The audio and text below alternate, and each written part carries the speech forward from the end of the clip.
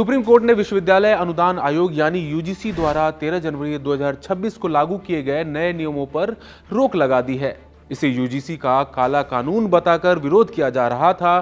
Supreme court में इसे चुनौती दी गई थी। अदालत ने नए नियमों को अस्पष्ट और इसके दुरुपयोग का खतरा बताते हुए स्टे लगाया है। यूजीसी और केंद्र सरकार को नोटिस जारी कर जवाब मांगा है। याचिकाकर्ताओं ने मुख्य रूप से यूजीसी कानून की धारा 3C को चुनौती दी थी, जिसमें जातिगत भेदभाव की झूठी शिकायतों पर कार्रवाई न किए जाने का प्रावधान था। इन सारे घटनाक्रम को लेकर पूरी तरह से सियासी बवाल छाया हुआ है। नमस्कार, मैं हूं आदित्य। इंडिया.com में आपका स्वागत है। विरोध करने वालों का कहना है कि नए नियम के तहत सामान्य वर्ग के छात्रों को संभावित अपराधी करार दे दिया गया है, लेकिन यूनिवर्सिटी और कॉलेज में जातिगत भेदभाव को रोकने के लिए शुरू हुई ये कवायद सियासी विवाद को शक्ल ले रही है। विरोध करने वालों का कहना है कि इस नए नियम के तहत सामान्य वर्ग के छात्रों को संभावित अपराधी करार दे दिया गया है, लेकिन यूनिवर्सिटी और कॉलेज में जातिगत भेदभाव को रोकने के लिए शुरू हुई ये कवायद सियासी विवाद की शक्ल ले रहा है। उत्तर प्रदेश, दिल्ली समेत कई राज्यों में इसके खिलाफ विरोध प्रदर्शन हो रहे हैं। सोशल मीडिया पर भी इस मुद्दे को लेकर पोलराइजेशन की स्थिति बनी हुई है।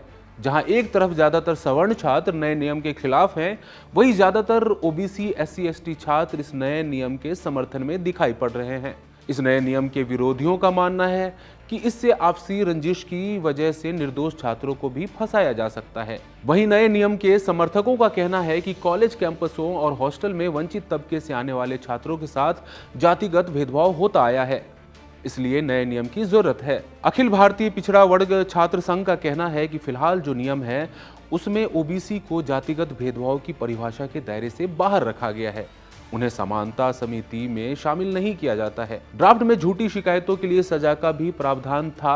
उनका तर्क था कि इससे शिकायत करने वालों में ऐसे मामलों की जानकारी न देने का डर बैठ सकता है। ओबीसी छात्र संघ के मुताबिक इसमें जातिगत भेदभाव की स्पष्ट परिभाषा नहीं बताई गई है, लिहाजा नए नियमों की सख्त जरूरत है। वहीं जनरल तबके के लोगों का कहना है कि उनके खिलाफ इस नियम का दुरुपयोग किया जा सकता है। स्थिति ये है कि कई नेताओं ने अपने राजनीतिक दल तक को छोड़ दिया, कईयों ने अपनी पार्टी से अलग हटकर स्टैंड लिया।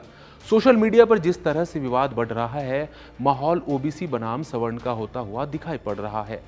अब देखने वाली बात यह है कि विवाद कहां जाकर थमता है और अगली सुनवाई में सुप्रीम कोर्ट की ओर से क्या सब कहा जाता है। तब तक के लिए बने रहिए इंडिया.com के साथ। शुक्रिया।